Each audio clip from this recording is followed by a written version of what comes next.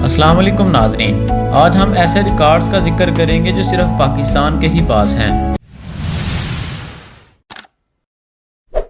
سب سے پہلے پاکستان کے ہیرو عبدالستار ایدی کی بات کرتے ہیں، جنہوں نے 1948 میں ایدی ایمبولنس کی سروس شروع کی، جو بعد میں دنیا کی سب سے بڑی ایمبولنس سروس بنی۔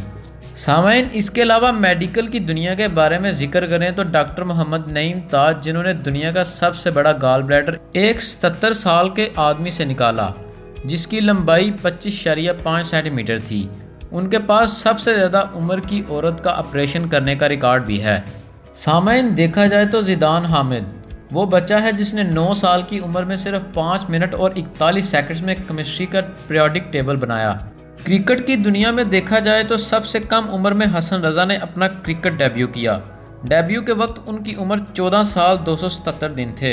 حسن رضا نے سب سے کم عمر کرکٹ کھلاڑی کا اعزاز حاصل کیا اور اس نے 1996 میں زمبابوے کے خلاف ڈیبیو کیا۔ سامعین، دیکھا جائے تو ہمارے والدین گیمز کھیلنے کو وقت کا ضیاع کہتے ہیں، لیکن سمیل حسن نے اس بات کو غلط ثابت کیا جب اس نے سب سے نوجوان کھلاڑی کی حیثیت سے امریکن $1 ملین کمائے۔